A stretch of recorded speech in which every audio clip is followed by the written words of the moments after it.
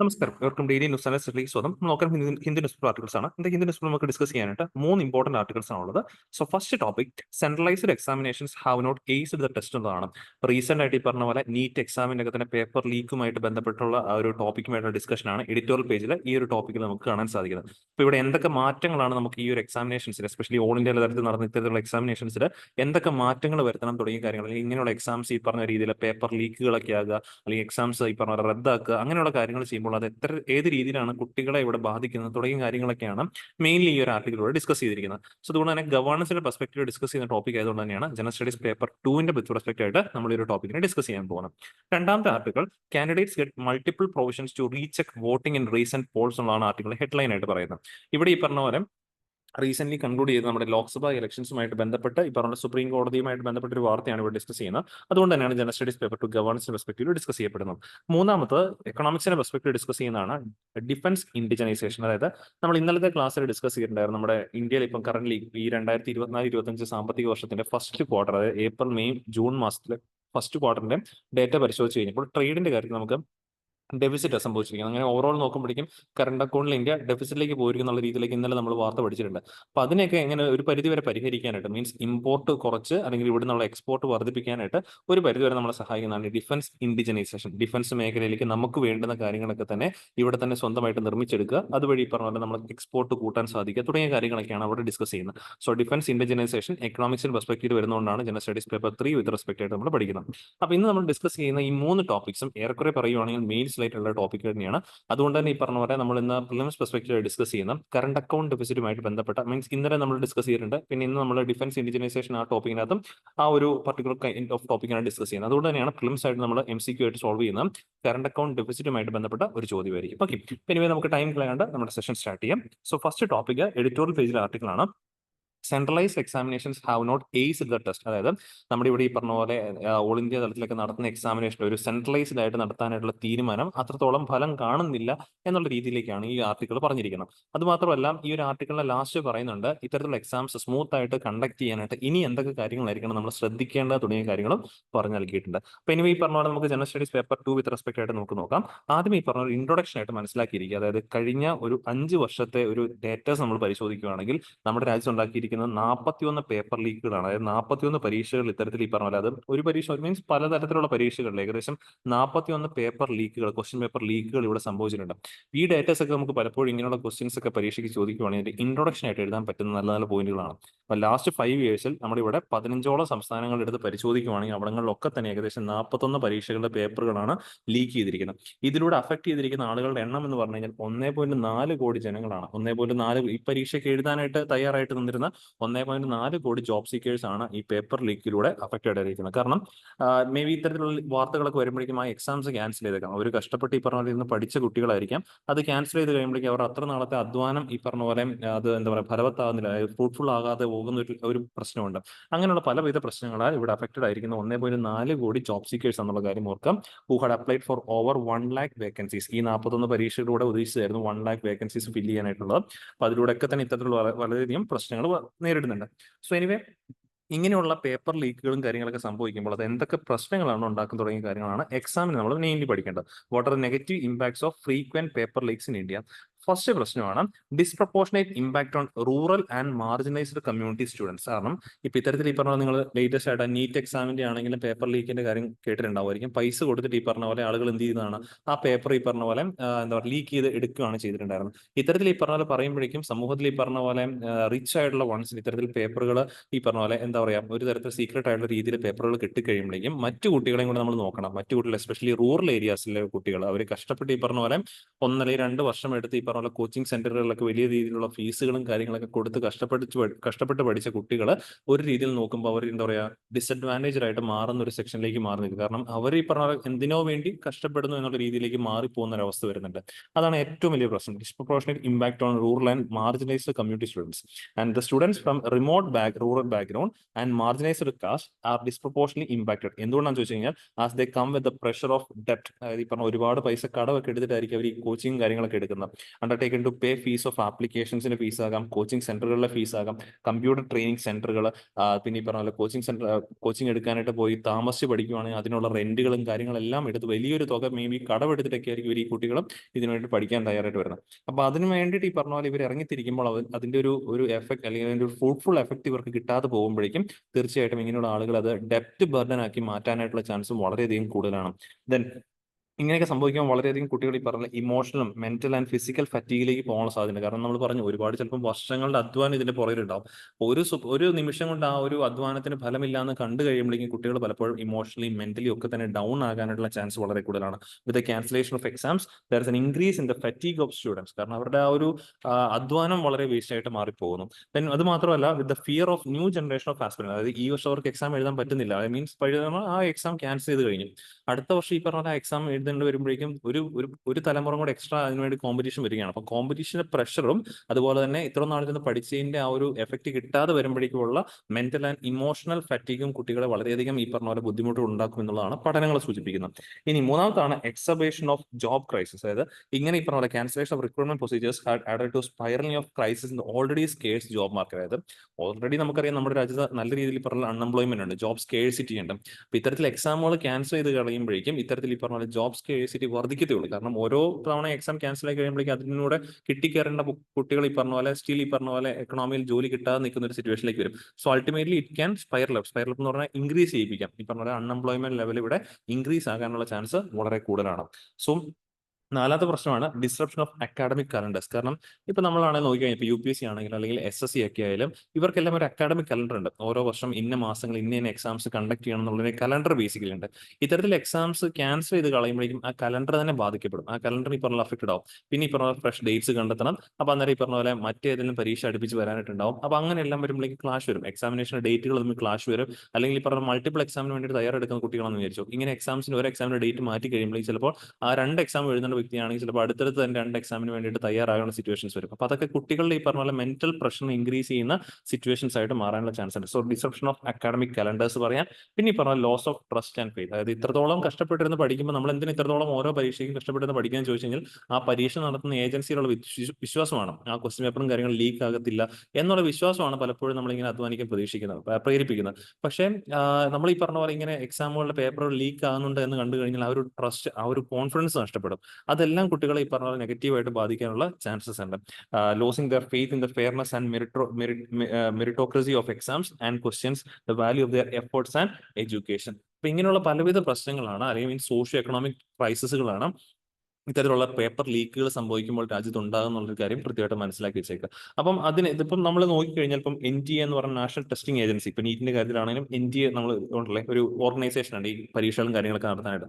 ഇത് സെൻട്രലൈസ്ഡ് ആയിട്ടുള്ള ഏജൻസിയാണ്. രാജ്യത്ത് ശരിക്കും പറഞ്ഞു കഴിഞ്ഞാൽ മെഡിക്കൽ ഇപ്പൊ UG PG തരത്തിലുള്ള എക്സാംസ് കണ്ടക്ട് ചെയ്യുന്നത് ഇവർ NTA തന്നെയാണ്. എന്തിനാണ് ഇങ്ങനെ ഒരു ഓർഗനൈസേഷനെ ഗവൺമെന്റ് രൂപീകരിച്ചെന്ന് ചോദിച്ചു കഴിഞ്ഞാൽ നമ്മുടെ രാജ്യത്ത് ഉടനീളം ഇങ്ങനെയുള്ള പ്രൊഫഷണൽ കോഴ്സ്, ഇപ്പം MBBS മെഡിസിൻ എന്നൊക്കെ പറയുമ്പോൾ ഒരു പ്രൊഫഷണൽ കോഴ്സാണ്. ആ പ്രൊഫഷണൽ കോഴ്സിന് ഒരു യൂണിഫോമിറ്റി ഉണ്ടാകാനായിട്ട്, ഐ മീൻ അല്ലാതെ ഈ പറഞ്ഞ ഓരോ സംസ്ഥാനങ്ങളും ഓരോ ലെവലിലെ സിലബസും കാര്യങ്ങളും വെച്ച് കഴിഞ്ഞാൽ ഇവിടെ രാജ്യത്ത് പഠിച്ചിറങ്ങുന്ന ഡോക്ടേഴ്സ് എല്ലാം തന്നെ പല രീതിയിലായിരിക്കും, പല കാര്യങ്ങൾ പഠിച്ചിറങ്ങുന്ന ഒരു സിറ്റുവേഷൻ, ഒരു യൂണിഫോമിറ്റി ഉണ്ടാകത്തില്ല. ആ യൂണിഫോമിറ്റി വരാൻ വേണ്ടിയിട്ടാണ് രാജ്യത്തുടനീളം ഒരു കോമൺ എക്സാം കണ്ടക്ട് ചെയ്യാനായിട്ട് ഒരു കോമൺ ഓർഗനൈസേഷനായി NTA ഗവൺമെന്റ് രൂപീകരിച്ചത്. പക്ഷേ ഇത് തന്നെ ഇതിനകത്ത് ഏറ്റവും വലിയ പോരായ്മയായിട്ട് ഈ ഒരു ആർട്ടിക്കിൾ ചൂണ്ടിക്കാണിക്കുന്നത്. മീൻസ് ഇങ്ങനെയുള്ള കാര്യങ്ങൾ, ഇത്തരത്തിലുള്ള പേപ്പർ ലീക്കും കാര്യങ്ങളൊക്കെ അവോയ്ഡ് ചെയ്യാനായിട്ട് നമ്മൾ ചെയ്യേണ്ടത് ഈ സെൻട്രലൈസേഷൻ ഉള്ള പരിപാടി മാറ്റി അതിന് ഡീസെൻട്രലൈസ് ആക്കുക. അതായത് ഓരോ സംസ്ഥാനങ്ങളും അവരുടേതായ രീതിയിലുള്ള എക്സാംസ് കണ്ടക്ട് ചെയ്യുക. ബട്ട് ഒരു overall guide line central government കൊടുക്കുക. അതായത് നിങ്ങൾ ചോദിക്കുന്ന ചോദ്യങ്ങളുടെ നിലവാരം ഇത്രത്തോളം ആയിരിക്കണം, ഇതിന്റെ സിലബസ് എങ്ങനെയായിരിക്കണം എന്നുള്ളതിനെ കുറിച്ചിട്ടുള്ള ഒരു ഗൈഡ് ലൈൻസ് സെൻട്രൽ ഗവൺമെന്റ് കൊടുക്കുക. എന്നിട്ട് ഓരോ സ്റ്റേറ്റുകൾക്കും അവരുടെ സംസ്ഥാനത്തിന് കീഴിലുള്ള കോളേജുകളിലേക്കുള്ള എക്സാംസ് നടത്താനുള്ള അധികാരം കൊടുക്കണം. അപ്പൊ ഈ സെൻട്രലൈസേഷൻ നടന്നു കഴിയുമ്പോഴേക്കും നമുക്ക് ഈ പേപ്പർ ലീക്കിന്റെ പല പരിപാടികളും നമുക്ക് കുറച്ചെങ്കിലും ഒഴിവാക്കാൻ പറ്റും. ഇപ്പൊ ഇവിടെയാണെങ്കിൽ നമ്മൾ നോക്കിക്കഴിഞ്ഞാൽ ഇപ്പം NTA ആണെങ്കിൽ നീറ്റിന്റെ പേപ്പർ ഈ പറഞ്ഞ ഒരു സംസ്ഥാനത്താണ് ലീക്ക് ചെയ്തെന്ന് പറഞ്ഞു, പക്ഷേ ഓൾ ഓവർ ഇന്ത്യയിൽ അത് കിട്ടിയിട്ടില്ലെന്ന് നമുക്ക് പറയാൻ പറ്റും. കാരണം ഇപ്പോൾ വാട്സപ്പും അല്ലെങ്കിൽ ഇൻസ്റ്റാഗ്രാമും ഇങ്ങനെയുള്ള സോഷ്യൽ മീഡിയ അക്കൗണ്ട്സ് ഒക്കെ ഉള്ളത് കാരണം ഒരു സംസ്ഥാനത്താണ് ഈ പേപ്പർ ലീക്ക് ചെയ്തെങ്കിൽ പോലും അവിടുന്ന് ഈ പറഞ്ഞ പോലെ ആളുകൾക്ക് മറ്റിടങ്ങളിലേക്ക്, മറ്റ് സംസ്ഥാനങ്ങളിലെ കുട്ടികൾക്ക് ഇത് അയച്ചു കൊടുക്കാനായിട്ട് സാധിക്കും. മീൻസ് ക്വസ്റ്റ്യൻ പേപ്പേഴ്സ് ഒക്കെ അയച്ചു കൊടുക്കാൻ പറ്റുമല്ലോ. പക്ഷേ ഇത്തരത്തിൽ ഡീസെൻട്രലൈസ് ആക്കുവാണെങ്കിൽ നമുക്ക് ഒരു പരിധി വരെ അതിനെ എന്തെങ്കിലും ഒരു പോരായ്മ ഉണ്ടായി കഴിഞ്ഞാൽ 1 അല്ലെങ്കിൽ 2 സംസ്ഥാനങ്ങളിലേക്ക് മാത്രം അതിനെ ഒതുക്കി നിർത്താനായിട്ട് സാധിക്കും. അപ്പോൾ ഈ സെൻട്രലൈസേഷൻ ഉള്ള ടെൻഡൻസി മാറ്റി അതിനെ എന്താക്കി മാറ്റണം എന്ന് പറഞ്ഞത് ഡീസെൻട്രലൈസേഷൻ ആക്കുവാണെങ്കിൽ ഇങ്ങനെയുള്ള പ്രശ്നങ്ങൾ ഒരു പരിധി വരെങ്കിലും കുറയ്ക്കാൻ സാധിക്കുമെന്നുള്ളതാണ് ഈ ഒരു ആർട്ടിക്കിളിനകത്ത് പറഞ്ഞിരിക്കുന്നത്. പിന്നെ മറ്റൊരു കാര്യമായിട്ട് എടുത്ത് പറയുന്ന ടെക്നോളജിയുടെ യൂസേജ് ആണ്. ഈ ഡേറ്റ ആണെങ്കിൽ ഈ ക്വസ്റ്റ്യൻ പേപ്പർ ഒക്കെ ആണെങ്കിലും ലീക്ക് ആകാൻ കാരണം അതിന്റെ മീൻസ് സുരക്ഷിതത്വമാണ്, സെക്യൂരിറ്റി അത്രത്തോളം കുറവാണ്. ഇത് സൂക്ഷിച്ചു വെച്ചിരിക്കുന്നതിന്റെ സെക്യൂരിറ്റി വളരെ കുറവാണ്. അപ്പൊ അത്തരത്തിലുള്ള സെക്യൂരിറ്റികളിലൊക്കെ തന്നെ ഇംപ്രൂവ്മെന്റ് കൊണ്ടുവരണം. ബേസിക്കലി പുതിയ തരം ടെക്നോളജീസ് ഒക്കെ ഉപയോഗിച്ചിട്ട് അതിനെ സുരക്ഷിതമായ രീതിയിൽ ആ ഒരു ക്വസ്റ്റ്യൻ പേപ്പേഴ്സ് ഒക്കെ തന്നെ ട്രാൻസ്ഫർ ചെയ്യാനായിട്ട് കമ്പ്യൂട്ടർ മോഡിലൊക്കെ ആണെങ്കിലും അത് സുരക്ഷിതമായിട്ട് ട്രാൻസ്ഫർ ചെയ്യാനായിട്ടുള്ള കപ്പാസിറ്റിയും കാര്യങ്ങളും ജനറേറ്റ് ചെയ്യണം എന്നുള്ളതും ഇതിനകത്ത് പറയുന്നുണ്ട്. എങ്കിൽ മാത്രമേ ഉള്ളൂ ഫ്യൂച്ചറിൽ ഇതുപോലുള്ള ക്വസ്റ്റ്യൻസിന്റെ ലീക്കേജ് ഒഴിവാക്കി ഇവിടുത്തെ എക്സാമിനേഷൻ ഏജൻസികളിൽ കുട്ടികൾക്ക് വിശ്വാസം കൊണ്ടുവരാനായിട്ട് സാധിക്കുള്ളൂ. അല്ലെങ്കിൽ ഈ പറഞ്ഞ പോലെ എന്തുകൊണ്ടാണ് നമ്മൾ പറയുമ്പോഴും ഇന്ത്യയിൽ നിന്നാണെങ്കിൽ ഒരുപാട് കുട്ടികൾ പുറത്തേക്ക് ഈ പറഞ്ഞ പോലെ പഠിക്കാനായിട്ട് അല്ലെങ്കിൽ ജോലി ചെയ്യാനായിട്ട് പുറത്തേക്ക് പോകുന്നത്? കാരണം ഇവിടെയുള്ള ജോലി ചെയ്യുന്നതിന്റെ കാര്യങ്ങളിലോ അല്ലെങ്കിൽ ഇത്തരത്തിൽ എക്സാംസ് നടത്തുന്ന ഏജൻസികളിലോ കുട്ടികൾക്ക് വിശ്വാസം നഷ്ടപ്പെടുമ്പോഴാണ് ഇവിടെ വർക്ക് ചെയ്യണമെന്നുള്ളൊരു തോന്നൽ ഒരിക്കലും കുട്ടികൾക്ക് ഉണ്ടാവില്ല. അപ്പൊ അതൊക്കെ ഇവിടെ ഉണ്ടാക്കാനായിട്ട് കുട്ടികളെ നമുക്ക് ഇവിടെ ഹോൾഡ് ബാക്ക് ചെയ്യണമെങ്കിൽ തീർച്ചയായിട്ടും ഇത്തരത്തിലുള്ള കാര്യങ്ങൾ അപ്ഡേഷൻ വരുത്തണം എന്നുള്ളതാണ് ഈ ഒരു ആർട്ടിക്കിൾ എടുത്ത് പറയുന്നത്. അതാണ് മെയിൻലി ഈ ഒരു ആർട്ടിക്കിളിനകത്ത് നമുക്ക് ഡിസ്കസ് ചെയ്യാനുള്ള മെയിൻ പോയിന്റ് ആയിട്ട് പറയപ്പെടുന്നത്. ഓക്കെ, ഇനി നമുക്ക് അടുത്ത ആർട്ടിക്കിളിലേക്ക് മൂവ് ചെയ്യാം. ഇത് രണ്ടാമത്തെ ആർട്ടിക്കിളാണ്. ഇതും ജനറൽ സ്റ്റഡീസ് പേപ്പർ 2 ഗവർണൻസുമായിട്ട് ബന്ധപ്പെട്ട ആർട്ടിക്കിൾ തന്നെയാണ്. Candidates get multiple choices to recheck voting and recent held polls ആണ് പറയപ്പെടുന്നത്. ഇവിടെ റീസെന്റ് ഹെൽഡ് പോൾസ് ഉദ്ദേശിക്കുന്നത് നമ്മുടെ റീസെന്റ് ആയിട്ട് കണ്ടക്ട് ചെയ്യപ്പെട്ട ലോക്സഭാ ഇലക്ഷനെ കുറിച്ചുള്ള കാര്യങ്ങളാണ് പറയുന്നത്. അപ്പോൾ ഈ ലോക്സഭാ ഇലക്ഷന്റെ നമ്മൾ മാർച്ച് ഏപ്രിൽ മാസങ്ങളിലൊക്കെ DNA എടുത്തപ്പോഴേക്കും നമ്മൾ ഡിസ്കസ് ചെയ്ത പോയിന്റ് ഉണ്ടായിരുന്നു. ഇവിടെ ആ ഒരു ടൈം ഇലക്ഷൻ മുമ്പാകെ സുപ്രീം കോടതിയിൽ കേസും കാര്യങ്ങളൊക്കെ ഫയൽ ചെയ്തിട്ടുണ്ടായിരുന്നു. ആ കേസിനകത്ത് മെയിൻലി ഡിസ്കസ് ചെയ്തിട്ടുണ്ടായിരുന്നു നമ്മൾ ഈ ഇലക്ഷൻ നടന്നു കഴിയുമ്പോഴേക്കും ഇപ്പൊ ഈ ഇലക്ഷന്റെ ഈ പറഞ്ഞ പോലെ എല്ലാവരും വോട്ടൊക്കെ ചെയ്തിട്ടുണ്ടാവും. അപ്പൊ ഇങ്ങനെ ഒരു 3 സാധനം നിങ്ങൾ കണ്ടിട്ടുണ്ടാവുമായിരിക്കും. ഒന്ന് ഈ പറഞ്ഞ പോലെ ഒന്നാമത്തെ ഇതാണ് വോട്ടിംഗ് മെഷീൻ. നമ്മൾ ഈ പറഞ്ഞ പോലെ വോട്ട് ചെയ്യുന്ന മെഷീൻ കാര്യങ്ങളൊക്കെ തന്നെ ഇതുമായിട്ട് ബന്ധപ്പെട്ടുള്ള കൺട്രോൾ യൂണിറ്റ് ആണ്. ഇതാണ് ഇതിന്റെ കൺട്രോൾ യൂണിറ്റ്. ഇത് ബേസിക്കലി അവിടുത്തെ പോളിംഗ് ഓഫീസറിന്റെ കൈവശമായിരിക്കും ഇരിക്കുന്നത്. പിന്നെ ഈ പറഞ്ഞ പോലെ ഇതാണ് ഈ പറഞ്ഞ പോലെ നമ്മൾ വോട്ട് രേഖപ്പെടുന്ന ഈ ഒരു വോട്ടിംഗ് മെഷീനാണ്. അതാണ് വോട്ടിംഗ് മെഷീൻ. ഇനി നമ്മൾ ആ വോട്ട് ചെയ്ത വ്യക്തി, ഇപ്പൊ സപ്പോസ് ഇവിടെ ഈ ഒരു കാൻഡിഡേറ്റ് 5ാം നമ്പർ കാൻഡിഡേറ്റിനാണ് നമ്മൾ വോട്ട് ചെയ്യുന്നത് വിചാരിച്ചു. അത് ആൾക്ക് തന്നെയാണ് അവിടെ വോട്ട് രജിസ്റ്റർ ചെയ്തതെന്ന് ഉറപ്പ് വരുത്താനായിട്ടുള്ള മെഷീനാണ് ഈ VVPAT മെഷീൻ, വോട്ടർ വെരിഫയബിൾ മെഷീനാണിത്. അപ്പൊ നമ്മൾ ഈ പറഞ്ഞ പ്രസ് ചെയ്ത കാൻഡിഡേറ്റിന്റെ ചിഹ്നവും അദ്ദേഹത്തിന്റെ ഈ പറഞ്ഞ പേരും ഈ ഒരു VVPAT മെഷീന്റെ ഡിസ്പ്ലേ സ്ക്രീനിനകത്ത് നമുക്ക് കാണാനായിട്ട് സാധിക്കും. അപ്പൊ ഇവിടെയാണ് അടുത്തൊരു സംശയം. ഇതെല്ലാം ബേസിക്കലി ഇലക്ട്രോണിക് ഡിവൈസസ് ആണ്. അപ്പൊ നമ്മളിവിടെ ഈ പറഞ്ഞ പോലെ ക്ലിക്ക് ചെയ്ത് ഒരു ബട്ടണും പക്ഷേ ഈ പറഞ്ഞ പോലെ ആക്ച്വൽ വോട്ട് രജിസ്റ്റർ ചെയ്തിരിക്കുന്ന വേറൊരാൾക്കുമാണ്. മീൻസ് അതായത് ഈ പറഞ്ഞ പോലെ ഇവിടെ കാണിച്ച ആളും നമ്മൾ ക്ലിക്ക് ചെയ്ത ആളും ഈ VVPAT കാണിച്ച ആളും സെയിം തന്നെയായിരിക്കും. പക്ഷേ വോട്ട് യഥാർത്ഥത്തിൽ പോയത് വേറൊരാൾക്കാണോ എന്നുള്ളൊരു സംശയം ഇവിടെ പലർക്കും വരാൻ തുടങ്ങി. അങ്ങനെ വന്നു കഴിഞ്ഞപ്പോഴേക്കും സുപ്രീം കോടതിയിൽ കേസ് പോയി കഴിഞ്ഞപ്പോഴേക്കും ഈ വോട്ടർ വെരിഫയർ മെഷീന്റെ എല്ലാ പേപ്പറുകളും കൗണ്ട് ചെയ്യണം എന്ന് പറയാം. അതായത് ഈ പറഞ്ഞ പോലെ നമ്മളിവിടെ ക്ലിക്ക് ചെയ്യുന്നതിനനുസരിച്ച് ഇവിടെ ഇത് വരുമല്ലോ. ഈ വരുന്ന പേപ്പറുകളെല്ലാം തന്നെ ഇതിന്റെ അകത്ത് ഈ ബോക്സിനകത്ത് ഡിപ്പോസിറ്റ് ചെയ്യപ്പെടുന്നത്. അങ്ങനെ ഈ പറഞ്ഞ ഒരു പോളിംഗ് ബൂത്തിൽ വോട്ട് ചെയ്ത ടോട്ടൽ വോട്ടുകളെ വെരിഫൈ ചെയ്യണം. മീൻസ് കാൻഡിഡേറ്റ് എയ്ക്ക് എത്ര കിട്ടി, കാൻഡിഡേറ്റ് എയ്ക്ക് ഈ പറഞ്ഞ പോലെ അവിടെ കിട്ടിയ 100 വോട്ടാണെങ്കിൽ ഈ വോട്ടർ VVPAT മെഷീൻ ഓപ്പൺ ചെയ്ത് കൗണ്ട് ചെയ്യുമ്പോൾ പുള്ളിക്ക് അവിടെ എത്ര സ്ലിപ്പ് കണ്ടിരിക്കണം, 100 സ്ലിപ്പ് പുള്ളിയുടെ പേര് കണ്ടിരിക്കണം. അങ്ങനെ ഓരോ വോട്ടുകളും അവിടെ വെരിഫൈ ചെയ്യണം. രാജ്യത്തുടനീളം പോൾ ചെയ്ത വോട്ടുകൾ കംപ്ലീറ്റ്ലി 100% വോട്ടുകളും VVPATുമായിട്ട് ക്രോസ് ചെക്ക് ചെയ്യണം എന്നുള്ള ആവശ്യമായിട്ട് സുപ്രീം കോടതിയിൽ പലരും കേസിന് പോയി.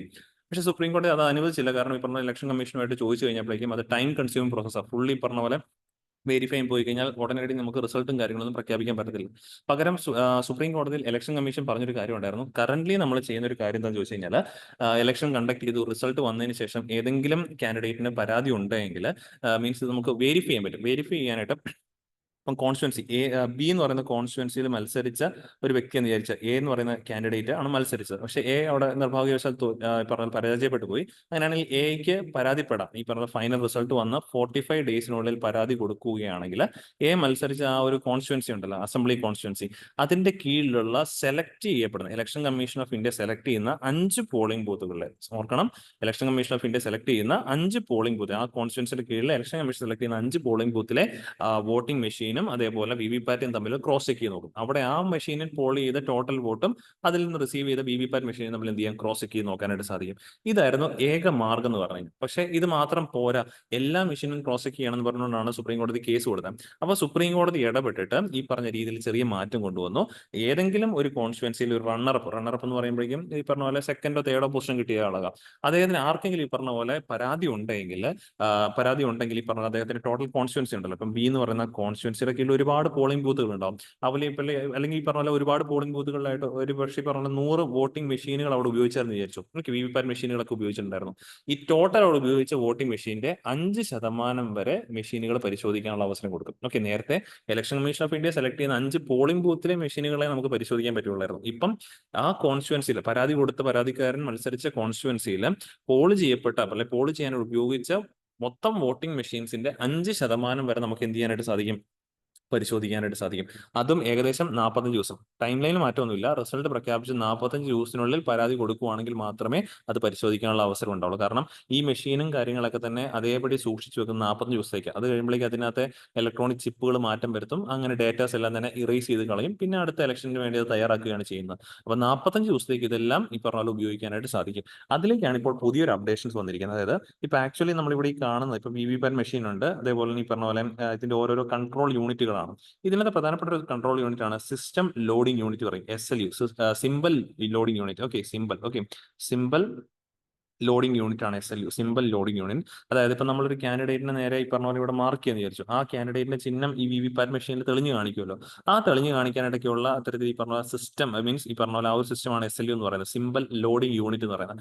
ആക്ച്വലി ഇത്ര നാളും ഈ സിമ്പിൾ ലോഡിംഗ് യൂണിറ്റ് നമ്മൾ സേവ് ചെയ്തിട്ടുണ്ടായിരുന്നു, മീൻസ് സൂക്ഷിച്ച് വെക്കുന്നുണ്ടായിരുന്നു. 45 ദിവസം ആകെപ്പാട് സൂക്ഷിച്ച് വെക്കുന്ന ഈ പറഞ്ഞ 3 സാധനങ്ങളാണ്, കൺട്രോൾ യൂണിറ്റും വോട്ടിംഗ് മെഷീനും വിവിപാറ്റ് മെഷീനുമാണ് സൂക്ഷിച്ച് വെച്ചിട്ടുള്ളത്. ഇപ്പൊ സുപ്രീം കോടതി ഇടപെട്ട് പറഞ്ഞു ഈ സിമ്പിൾ ലോഡിംഗ് യൂണിറ്റ് നിങ്ങൾ എന്ത് ചെയ്തിരിക്കണം, സൂക്ഷിച്ച് വെക്കണം. കാരണം സിമ്പിൾ ലോഡിംഗ് യൂണിറ്റ് നമ്മളൊരു ലാപ്ടോപ്പുമായിട്ട് കണക്ട് ചെയ്യുന്നുണ്ട്. ആ ഒരു ലാപ്ടോപ്പിലാണ് ഈ പറഞ്ഞ കാൻഡിഡേറ്റുകളുടെ ഈ പറഞ്ഞ സിമ്പിൾസും കാര്യങ്ങളൊക്കെ തന്നെ സൂക്ഷിച്ചു വെക്കുന്നത്. എന്നിട്ട് സിസ്റ്റം ലോഡിംഗ് യൂണിറ്റ് അതിൽ നിന്നും ഡാറ്റ എടുത്തിട്ട് എവിടെയോട് പ്രദർശിപ്പിക്കുന്നു, വിവിപാറ്റ് മെഷീനിലാണ് പ്രദർശിപ്പിക്കുന്നത്. സോ അതുകൊണ്ട് 45 ദിവസത്തേക്ക് ആ പരാതി കൊടുക്കാൻ പറ്റുന്ന കാലയളവുണ്ടല്ലോ, 45 ഡേയ്സിൽ ഇനിയിപ്പോൾ ഏതും കൂടെ സൂക്ഷിച്ചു വെച്ചിരിക്കണം, ഈ സിമ്പിൾ ലോഡിംഗ് യൂണിറ്റും കൂടെ ഗവൺമെന്റ് സൂക്ഷിച്ചു വെച്ചിരിക്കണം, ഇലക്ഷൻ കമ്മീഷൻ ഓഫ് ഇന്ത്യ സൂക്ഷിച്ചു വെക്കണം. അപ്പോൾ ഇത്രയും മാർഗ്ഗങ്ങളുണ്ട്. ഇത് വെച്ചിട്ടാണ് ഈ ഹെഡ്ലൈൻ പറഞ്ഞിരിക്കുന്നത്, candidates get multiple choices to recheck voting in recent held polls പറഞ്ഞിരിക്കുന്നത്. അപ്പം ഹെഡ്ലൈൻ ആശ്രയിച്ച് ചെറിയൊരു ഹെഡ്ലൈൻ ആണ്, പക്ഷെ അത് നമുക്ക് കുറച്ച് കാര്യങ്ങൾ മനസ്സിലാക്കാനായിട്ട് സാധിക്കും.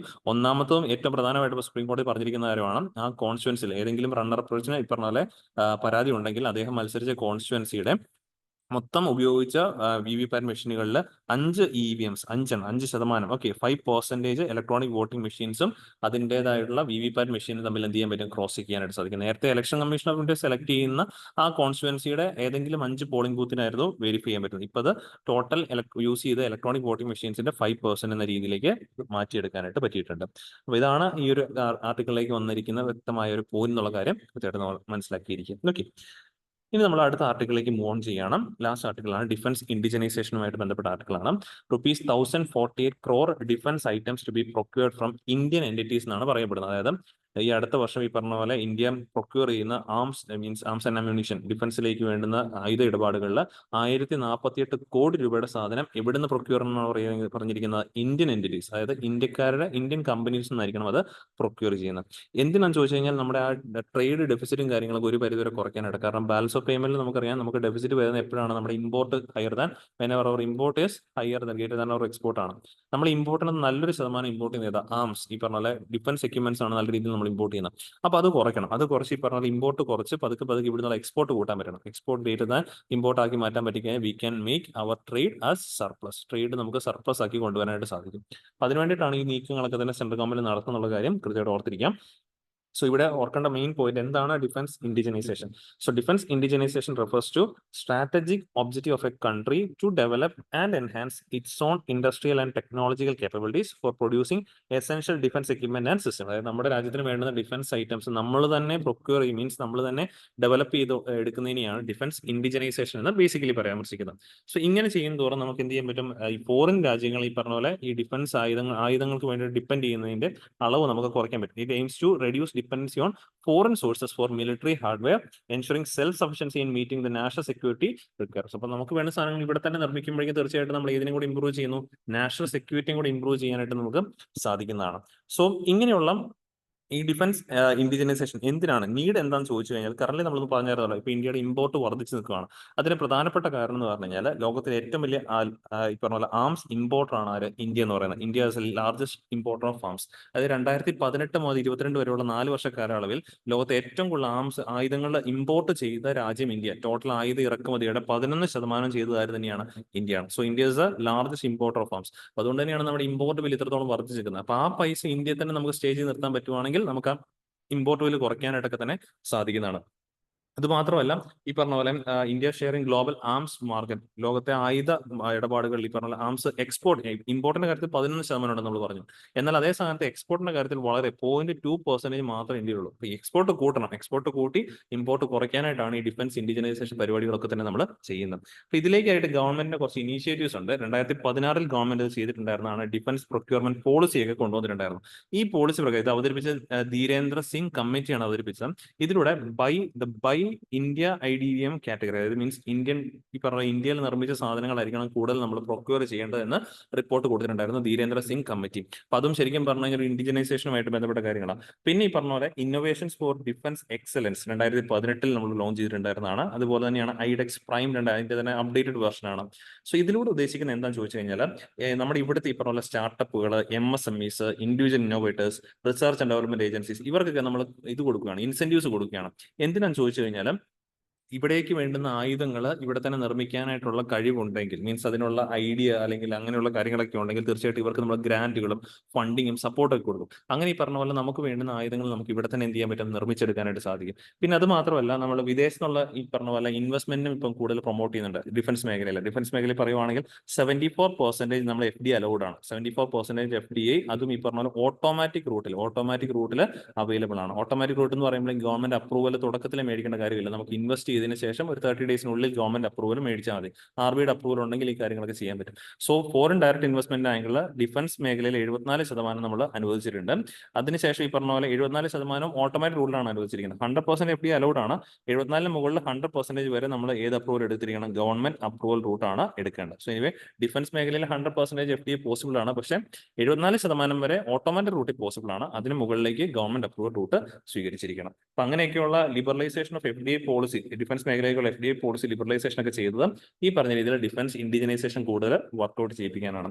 ഇനി ഇതൊക്കെ ചെയ്തതിന്റെ ഭാഗം ഇപ്പം നമ്മൾ കുറച്ച് വർഷങ്ങളായിട്ട് ഇത് ചെയ്തതാണ്. ഇത് ചെയ്തതിന്റെ ഒക്കെ ഫലങ്ങൾ എവിടെ കിട്ടുന്നത് ചോദിച്ചു കഴിഞ്ഞാൽ ഇതൊക്കെ അവതരിപ്പിക്കാൻ തുടങ്ങി 2016 തൊട്ടാണ് നമ്മൾ പറഞ്ഞിരുന്നല്ലോ. അപ്പൊ ആ കാര്യങ്ങൾ നോക്കുകയാണെങ്കിൽ 2018-19 കാലഘട്ടത്തിൽ നമ്മുടെ ടോട്ടൽ ഈ പറഞ്ഞ പോലെ ഡിഫൻസ് പ്രൊക്യൂർമെന്റ് ഡൊമസ്റ്റിക്, നമ്മുടെ രാജ്യത്തു നിന്നുള്ള ഇന്ത്യക്കകത്തു നിന്നുള്ള ഡൊമസ്റ്റിക് പ്രൊക്യൂർമെന്റ് 54% മാത്രമായിരുന്നു. അതായത് 100 രൂപയുടെ സാധനങ്ങൾ നമ്മൾ ഡിഫൻസ് മേഖലയിൽ കൊടുക്കുന്നുണ്ടെങ്കിൽ അതിന് 54 രൂപയുടെ സാധനമായിരുന്നു ഇന്ത്യയിൽ നിന്ന് മേടിച്ചു. ബാക്കി ഈ പറഞ്ഞ പോലെ ഏകദേശം 42 രൂപയുടെ സാധനങ്ങളും പുറത്തുനിന്നാണ് ഇറക്കുമതി ചെയ്തത്. അത് പിന്നീട് 2019 59% മാറി.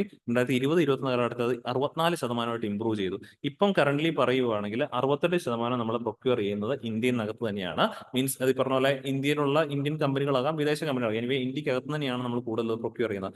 അതിനെ കുറച്ചുകൂടി ഇംപ്രൂവ് ചെയ്യാനായിട്ടാണ് നമ്മൾ തീർച്ചയായിട്ടും താല്പര്യപ്പെടുന്നത്. സോ അങ്ങനെ ഈ പറഞ്ഞ പോലെ നമുക്കത് ഇംപ്രൂവ് ചെയ്യാൻ പറ്റിക്കഴിഞ്ഞാൽ we can make A substantial reduction in defence procurement from foreign sources നിന്ന് നമുക്കത് കുറയ്ക്കാനായിട്ട് സാധിക്കും. അത് 18-19 കാലഘട്ടത്തിൽ 46% വരുന്നത് ഇപ്പം നിലവിൽ 36% നമുക്ക് കുറയ്ക്കാനായിട്ട് സാധിച്ചിട്ടുണ്ട് ലാസ്റ്റ് 4 ഇയേഴ്സിന്റെ കമ്പയർ ചെയ്യുമ്പോഴേക്കും. അങ്ങനെ നമുക്ക് കൊണ്ടുവന്നെങ്കിൽ മാത്രമേ ഉള്ളൂ ഇന്ത്യയിൽ നമുക്ക് കൂടുതൽ തൊഴിലവസരം സൃഷ്ടിക്കാൻ പറ്റുള്ളൂ. കാരണം ഇന്ത്യ ഇത്ര നമ്മൾ നേരത്തെ പറഞ്ഞാൽ വളരെയധികം ജോബ് സ്കേഴ്സിറ്റി നേരിടുന്ന ഒരു രാജ്യം കൂടിയാണ്. സോ ഇവിടെ കൂടുതൽ ഇൻവെസ്റ്റ്മെന്റ് ഇങ്ങോട്ട് കൊണ്ടുവന്നിട്ട് ഇവിടെ മാനുഫാക്ചറിംഗ് യൂണിറ്റ് ഒക്കെ സ്ഥാപിച്ചെങ്കിൽ മാത്രമേ ഉള്ളൂ എംപ്ലോയ്മെന്റ് ഓപ്പർച്യൂണിറ്റീസ് നമുക്ക് ഇംപ്രൂവ് ചെയ്യാൻ പറ്റും. എംപ്ലോയ്മെന്റ് ഓപ്പർച്യൂണിറ്റീസ് ഇംപ്രൂവ് ചെയ്തെങ്കിൽ മാത്രമേ ഉള്ളൂ ആളുകളുടെ ഇൻകം ലെവൽ നമുക്ക് ഇംപ്രൂവ് ചെയ്യാൻ പറ്റുള്ളൂ. അതുവഴി നമ്മുടെ ജനങ്ങളുടെ സ്റ്റാൻഡേർഡ് ഓഫ് ലിവിങ്ങിനൊക്കെ തന്നെയാണ് നമുക്ക് ഇംപ്രൂവ്മെന്റ് കൊണ്ടുവരാനായിട്ട് സാധിക്കും. അപ്പൊ ഇതിന്റെയൊക്കെ ലക്ഷ്യമായിട്ടാണ് ഗവൺമെന്റ് ഈ മേഖലയിൽ ഈ പറഞ്ഞ പോലെ ഡൊമസ്റ്റിക് പ്രൊക്യൂർമെന്റിന് കൂടുതൽ പ്രാധാന്യം നൽകുന്നത് എന്നുള്ള കാര്യം കൃത്യമായിട്ട് മനസ്സിലാക്കിയിരുന്നേക്കും. ഓക്കെ, ഇത്രയും കാര്യങ്ങളാണ് നമുക്ക് ഈ ഒരു ആർട്ടിക്കിളിൽ നിന്നും പഠിക്കാനുണ്ടായിരുന്നത്. ഇനി നമ്മുടെ ഒരു ക്വസ്റ്റ്യൻ ആണ് കറണ്ട് അക്കൗണ്ട് ഡെഫിസിറ്റുമായിട്ട് ബന്ധപ്പെട്ടാണ്. ഇന്നലെ നമ്മൾ കറണ്ട് അക്കൗണ്ടിനായിട്ട് പഠിച്ചിട്ടുണ്ടായിരുന്നു. ഇന്നിപ്പോഴും നമ്മൾ ഈ ഒരു ഡിഫൻസ് ഇൻഡിജിനൈസേഷൻ ആർട്ടിക്കിളിലൂടെ ഉദ്ദേശിക്കുന്നത് കറണ്ട് അക്കൗണ്ട് ഡെഫിസിറ്റ് തന്നെയാണ്. സോ കറണ്ട് അക്കൗണ്ട് ഡെഫിസിറ്റുമായിട്ട് ബന്ധപ്പെട്ട് 2 സ്റ്റേറ്റ്മെന്റ് ക്വസ്റ്റൻ ആണ് നിങ്ങൾക്ക് ഇവിടെ കാണാൻ സാധിക്കുന്നത്. അപ്പോൾ ഈ 2 സ്റ്റേറ്റ്മെന്റ് പരിശോധിച്ച് ഏതൊക്കെ സ്റ്റേറ്റ്മെന്റ് ആണ് കറക്റ്റ് എന്നാണ് ചോദിച്ചിരിക്കുന്നത്. അപ്പോൾ എല്ലാവർക്കും ചെയ്യാൻ പറ്റുന്നതാണ് ഈ 2 സ്റ്റേറ്റ്മെന്റ്സ്. അപ്പോൾ നിങ്ങൾ ആൻസർ കണ്ടെത്തി നമ്മൾ എന്ത് ചെയ്യുക, കമന്റ് ബോക്സിൽ എല്ലാവരും ആൻസർ രേഖപ്പെടുത്തുക. ഓക്കെ, അപ്പോൾ ഇന്ന് നമ്മൾ ഡിസ്കസ് ചെയ്യുന്ന 3 ടോപ്പിക്സ് എല്ലാവർക്കും ക്ലിയർ ആണെന്ന് വിശ്വസിക്കുന്നു. വീണ്ടും നമുക്ക് അടുത്ത ദിവസം കാണാം. താങ്ക്